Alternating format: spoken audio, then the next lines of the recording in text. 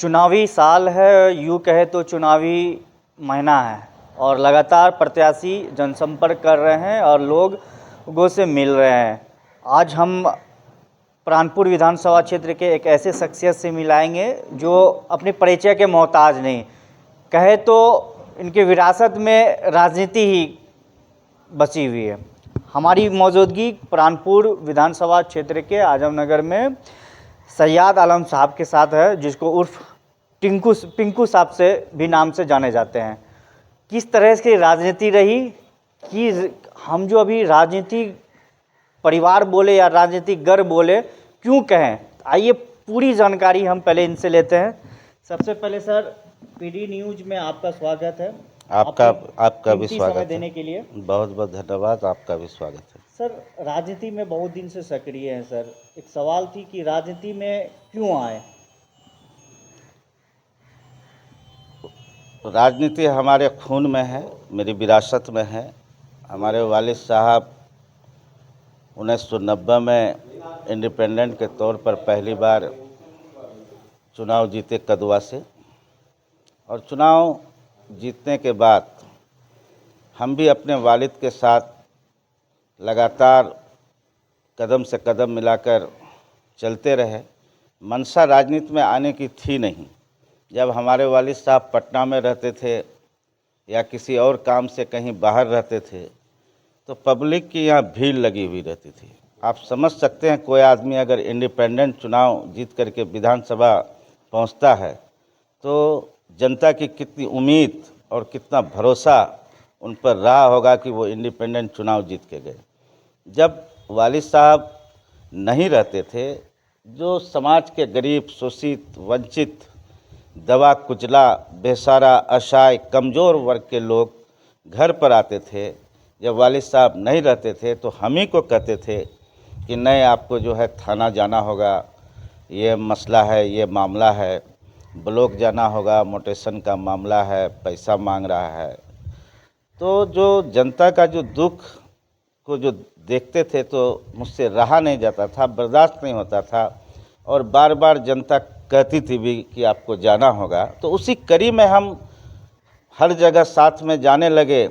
जाते जाते फिर 2000 से सन 2000 में हम ज़बरदस्त तरीके से अपने पिता के साथ राजनीति में सक्रिय हो गए, लोगों का खिदमत करते करते। कहे तो 2000 के बाद जो उससे पहले जो पिताजी की गैर मौजूदगी में जो जनता के सेवा करने के लिए मिलता था, उन्हीं से परिणाम मिलके आज राजनीति में सक्रिय हुए हैं। बिल्कुल बिल्कुल, हम चाहते तो डॉक्टर बनते, मेरा छोटा भाई डॉक्टर है।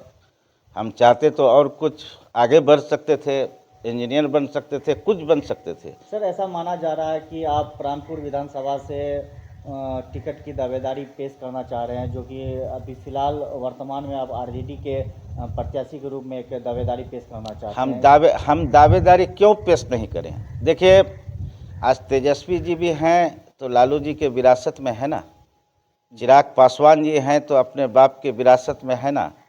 अब हम इतनी दूर की बात नहीं करेंगे। आप यहीं पर ले लीजिए, सीमांचल की मैं बात कर लेता हूँ आपसे। तस्लीमुद्दीन साहब का 2 बेटा शाहनवाज और सरफराज, बाप के विरासत में, एक एमपी एक एमएलए, कैबिनेट मिनिस्टर भी रहा बिहार सरकार में, वो भी है ना। आप मौलाना असरारुल हक कासमी साहब किशनगंज को आप ले लीजिए, उसका बेटा सऊद भाई एमएलए है ना। आप मोहम्मद आज़ाद साहब को ले लीजिए, जो मिनिस्टर एमएलए हुआ करते थे, उसका बेटा डॉक्टर जावेद साहब एमपी है ना, आज एमएलए भी रहे, एमपी भी। आप सबा जफ़र साहब को ले लीजिए, उनके पिता भी एमएलए थे, सबा जफ़र भाई एमएलए रहे ना। आप मोइन साहब के विरासत को ले लीजिए, रुकनुद्दीन भाई 82 से एमएलए है ना। तो फिर मैं अपनी दावेदारी क्यों न पेश करूं? तस्लीम साहब के बाद अगर सीमांचल में दूसरे गांधी और कोई जिनकी मजबूत लीडरशिप थी तो वो अब्दुल जलील साहब, क्योंकि किसी का वो मोहताज नहीं, किसी का तलवा चाट के एमएलए नहीं बने थे उस ज़माने में। चाहे वो लालू जी हो, कर्पूरी जी हो, या कोई भी हो, नीतीश जी हो, उसको जनता ने इंडिपेंडेंट चुनाव जिता करके अपना सेवा करने के लिए उसको विधानसभा भेजा था, और उस जनता के उम्मीदों पर, आकांक्षाओं पर वो बिल्कुल निश्चित तौर पर वो खड़ा रहे। सर, अभी टिकट की होड़ चल रही है। अगर आपको टिकट मिल भी जाती है तो लोग आपको क्यों वोट दें? क्या एक मैनिफेस्टो बना के रखे हुए हैं सर, जो प्राणपुर विधानसभा क्षेत्र के बहुत ऐसी समस्याएं हैं अभी?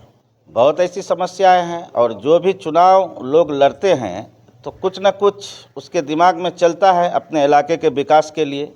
मेरी पहली प्राथमिकता होगी कि प्राणपुर में एक इंजीनियरिंग कॉलेज की स्थापना हो और आजमनगर में एक मेडिकल कॉलेज की स्थापना हो, ताकि हमारे यहाँ के बच्चों को कटिहार, पटना, दिल्ली जाकर के डॉक्टर और इंजीनियरिंग की डिग्री नहीं प्राप्त कर सके। प्राणपुर में रह करके प्राणपुर के बच्चे अपने ही इलाके में मेडिकल कॉलेज और इंजीनियरिंग कॉलेज की सुविधा प्राप्त कर सके।